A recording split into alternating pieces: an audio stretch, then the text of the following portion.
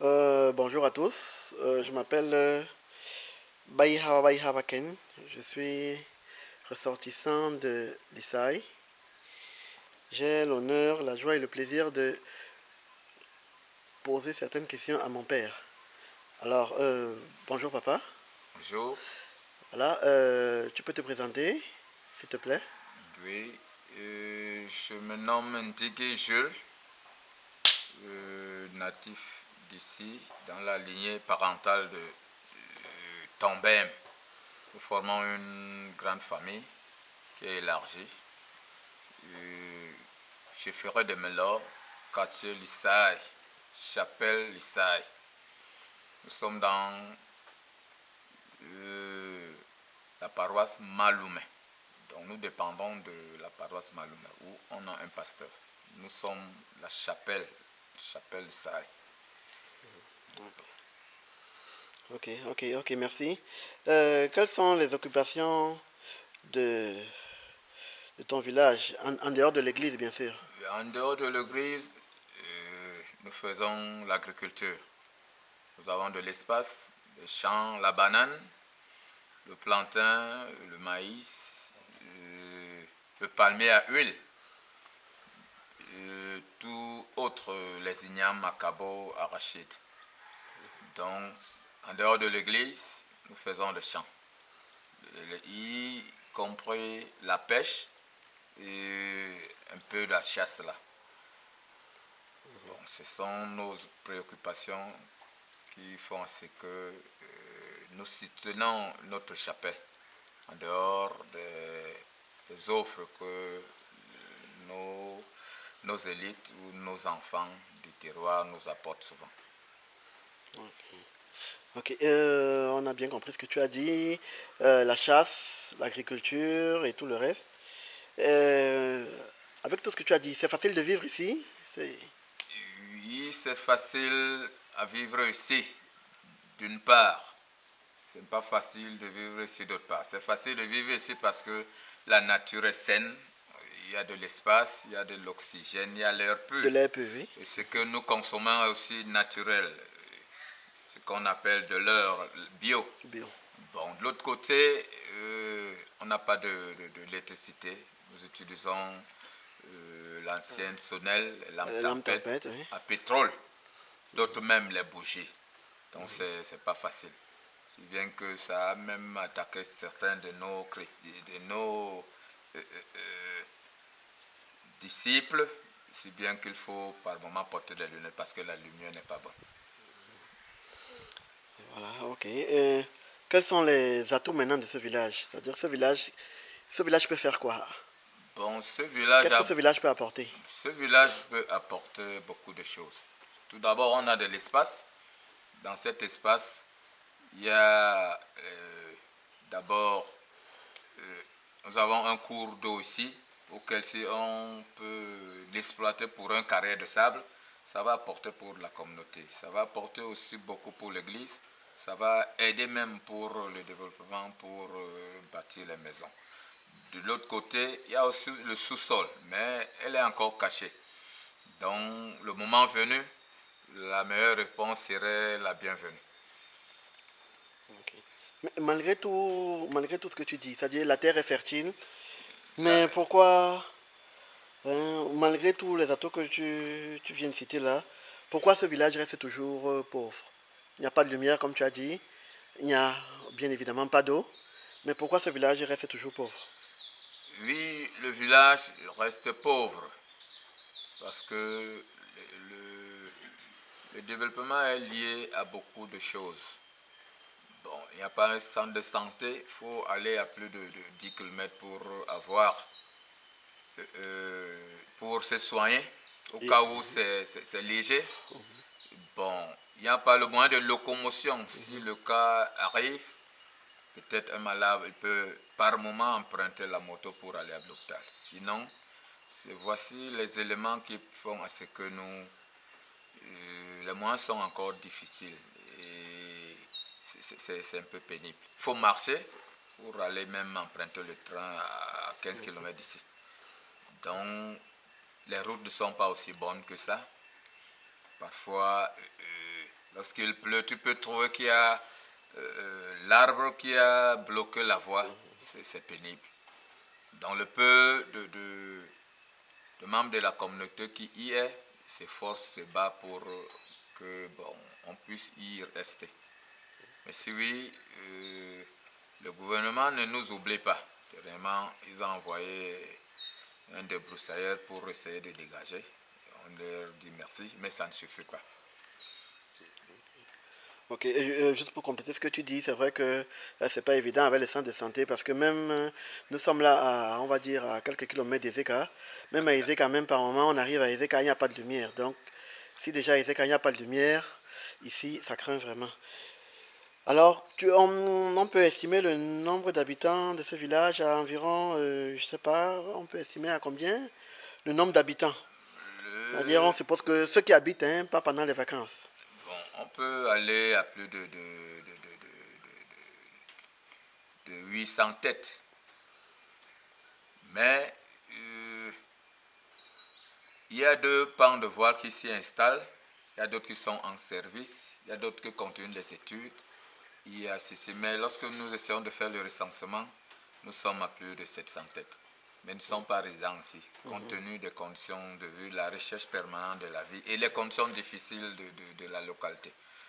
Et ça permet que, on y vient et on repart parce que parfois nos vieux bâtiments ici ne sont pas encore, sont plus encore si solides pour pouvoir supporter la capacité d'accueil de toutes les communautés.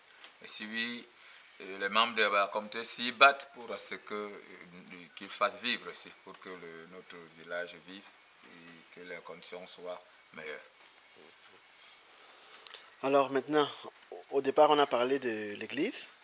Tu peux nous présenter rapidement l'église du village? Bon, l'église, oui, Il faut l'église. préciser que nous sommes en train de faire cet enregistrement à l'église, hein. Oui, nous sommes en train de faire cet à l'église. Et de l'autre côté, voici l'ancienne église, l'ancienne chapelle qui est en face. Bon, nous sommes en train de la déporter 15 mètres de là. Il y a de l'espace, peut-être une superficie de 5 mètres carrés, 500 mètres carrés plutôt. Voici le niveau de travaux.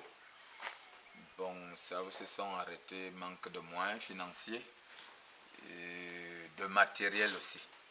Dans notre chapelle, on a dû penser un presbytère pour le pasteur avec un habitat moderne. Bureau, chambre, toilette interne, petite cuisine, de tous les besoins possibles pour le séjour du pasteur. Pasteur. Ok, ok. Tu peux te lever pour nous montrer où le presbytère doit être construit parce que là, je vais montrer. Là, c'est ici, Ici, c'est ici que le pasteur doit faire la messe, c'est bon, ça? ici c'est la chair. Bon, voici la forme, voici la chair ici. Dans la chair, il y aura de l'autre côté une chambre. Et ici, peut-être une chambre également. Et derrière, il y aura un presbytère. C'est ici que le presbytère doit être construit. Oui, mais comme on ne peut pas tout attaquer au même moment. Donc rien n'est encore fait là. Qu'est-ce qui doit rien n'est être. encore fait. Le presbytère, c'est là où le prêtre. Le pasteur va habiter. Le pasteur, pardon, oui. Le bureau de pasteur, la maison du pasteur de l'autre côté. Mais comme on ne peut pas tout attaquer à la fois, on a d'abord commencé par la grande chapelle. Au fur et à mesure que ça va progresser, on va attaquer également le presbytère. Là, ça risque de mettre du temps, hein. Si déjà l'église n'est pas finie, le presbytère aussi. Oui, et c'est pour ces raisons que nous lançons un appel. Bon, si moyen il y a, qu'on lance tout au même moment. Ok. Y a-t-il un pasteur déjà? Il y a un pasteur qui réside ici ou bien non, ça se passe pour le comment? moment, il n'y a pas un pasteur qui réside ici à notre chapelle. Mais il y a un paroisse qui couvre notre chapelle qui est au niveau de la paroisse, à 9 km d'ici, Sombadjek. Bon, qui vient pour des tournées trimestrielles 2 fois, après 3 mois, le pasteur il fait la ronde pour suivre les chantiers, la vie des chrétiens et tout ce qui comporte à l'église, le développement de la chapelle aussi. Donc c'est un peu ça. Sans toutefois oublier la bonne nouvelle que Jésus nous a laissée. Aller à travers le monde, annoncer la bonne nouvelle de Jésus. Alors on peut estimer le nombre de fidèles chaque dimanche. Il y a environ combien de personnes qui viennent à l'église, qui viennent faire la messe? En moyenne, on a un effectif de 20 à 25. Mais lorsqu'il y a des congés ou les vacances, nous allons plus que ça avec l'arrivée de nos enfants, petits-enfants et les petits-fils. Mais par chaque dimanche, nous sommes en moyenne à partir de 25 à 30. Qu'est-ce qui manque pour qu'il y ait un terme? C'est-à-dire, qu'est-ce qu'on peut faire pour que ça s'achève complètement? Pour que ça le presbytère, la chaire, comme tu as dit. Mais il faut de l'argent, il faut des moyens. C'est qu'on ne bâtit pas la maison en une journée. Il faut encore de moyens. Parce qu'on va aller, il faudra les élévations, il faudra les chaises, il faudra le sol, le plafond, la peinture et tout ce qui comporte. Donc c'est une lourde tâche qui reste encore à faire, un financement costaud. Et maintenant, ce qui est sur place là, les qui ont financé, c'est vous, ceux qui vivent au village, vous avez déjà fait la fondation et la toiture déjà, c'est ça? Oui, c'est la communauté chrétienne du village avec les aides de nos enfants qui sont encore au travail. Nous avons initié les aides et la cotisation des chrétiens aussi pour la construction du temple qui a fait à ce que les travaux sont à ce niveau. Mais surtout aussi, on a eu des donateurs et on a eu des aides.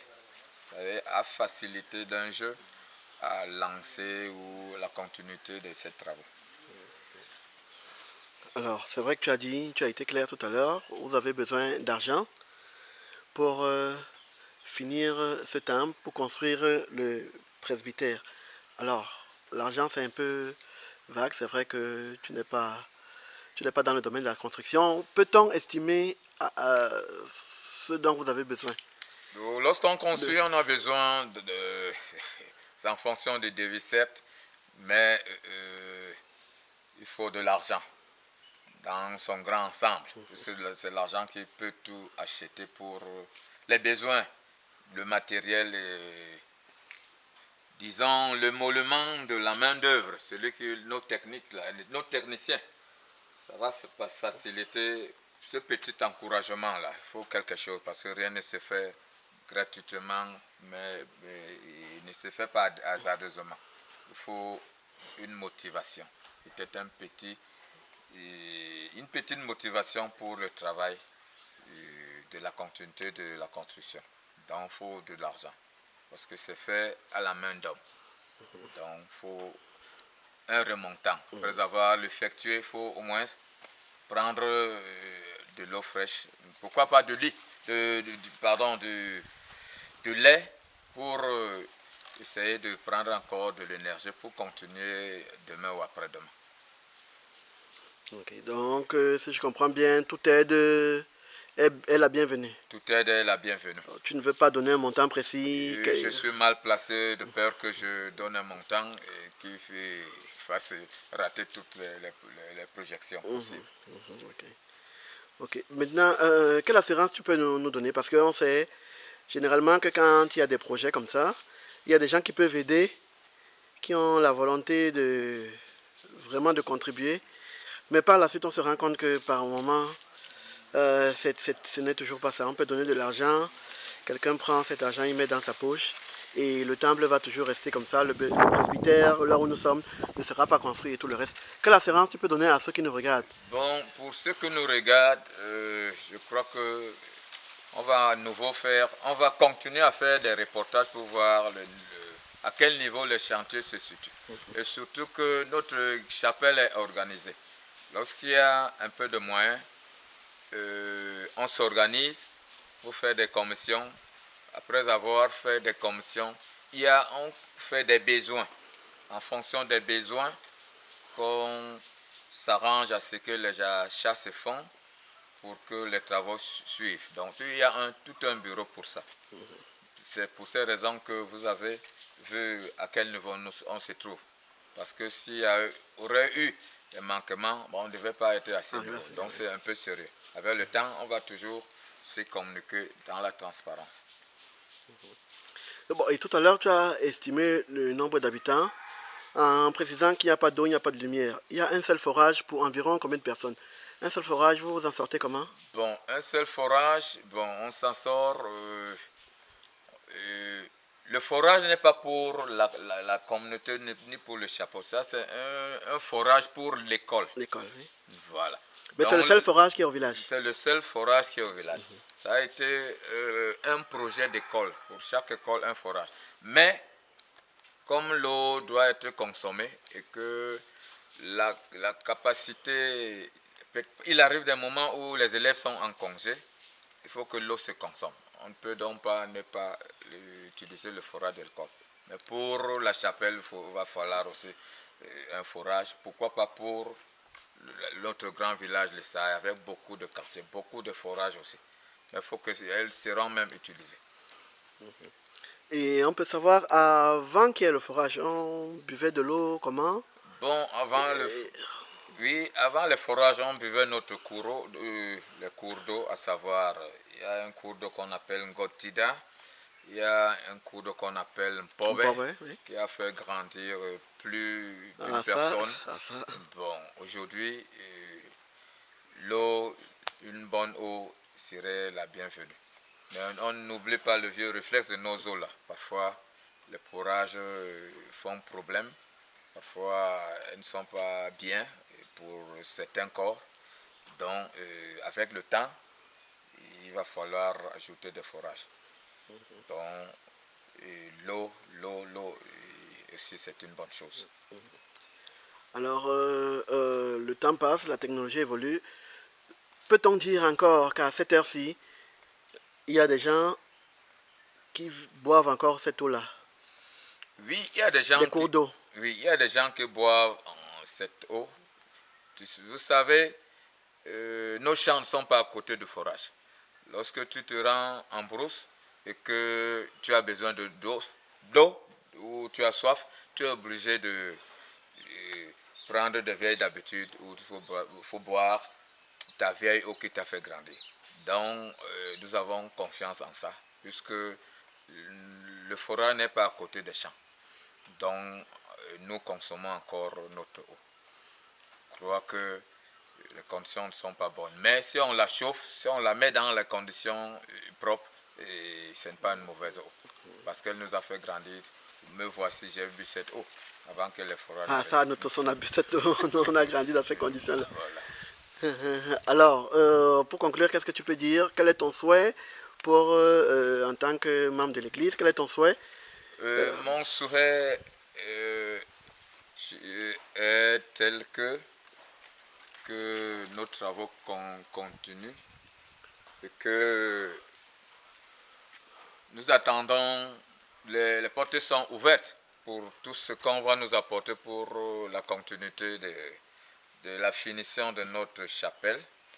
Donc nous attendons tout don, toute offre, parce que rien ne sera inutile. Tout nous sera utile pour la continuité des travaux et pour notre future jeunesse et pour la pérennité de notre chère Église. Ok, merci. J'espère qu'on a fait le tour, sauf si tu as quelque chose à ajouter par rapport à l'Église. Bon, je dis merci pour cette opportunité qui nous est ouverte. Il faut qu'elle continue. Il faut que le travail continue pour ceux qui l'ont initié, pour que notre chère communauté suive et vive dans la prospérité et la pérennité pour toujours et pour notre jeune, la génération à venir. Ok, merci. Je vais te dire merci une fois de plus. C'était un honneur et un plaisir de te faire cette interview. Merci et on se dit en espérant que ça ne va pas tomber dans les oreilles de sourds. On se donne 1 an, 2 ans en espérant qu'il y aura de l'aide et que ça ne va pas tomber dans de mauvaises mains. Oui, je vous dis merci également. Ok.